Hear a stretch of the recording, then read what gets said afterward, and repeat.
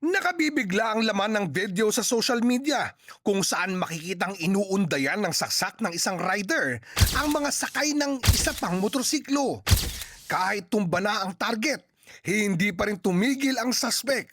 Hanggat sa naglakad ito papalayo na animoy walang nangyari. Natsyempo namang may nagpapatrulyang pulis sa lugar, kaya agad na aresto ang suspect. Ito, nung pagtawag ng pulis, actually patakas ka na eh, no? Paalis na siya eh.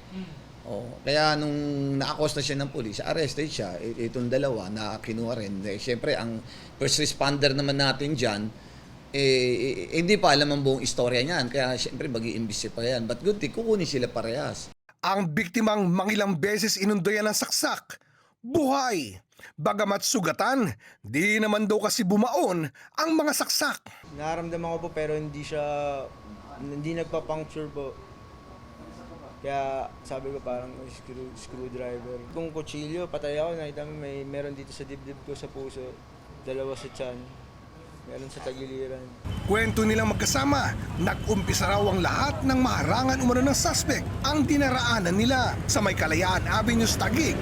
Nang mag-react sila, dinirty finger daw sila nito. Talagang na-block yung dalawang way, dalawang sakyan.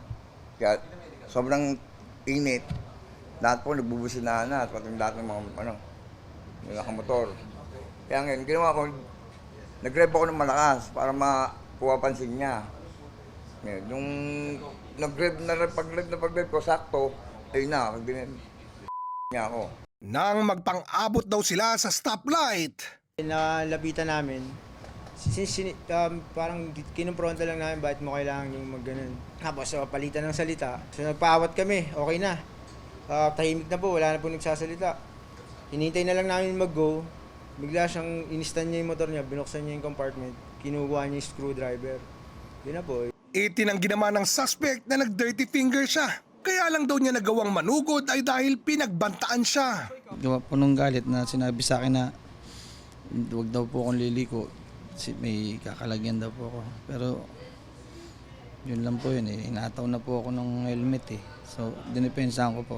Agad ikinasa ang kasong 2 counts of frustrated homicide at illegal possession of deadly weapon laban sa suspect. Pero di pa pala dito nagtatapos ang lahat. Nalaman po namin through e-warrant system natin ng PNP na meron po silang unserved at active warrant. Yung pong isang biktima natin may 2 standing warrant, isang theft at saka isang carnapping, habang yung isa namang biktima natin din ay may kasong frustrated homicide. Tuloy, ang kanina lang ay mga complainant, biglang naging suspect. Ikaw ay may karapatang manahimik o magsawalang kibo. Ano man ang iyong sasabihin ay maaaring gamitin pabor o laban sa iyo. Di na muli nagpa-interview ang dalawa, pero ayon sa kanila, sentence served o napagsilbihan na raw nila ang sentensya sa mga nasabing kaso.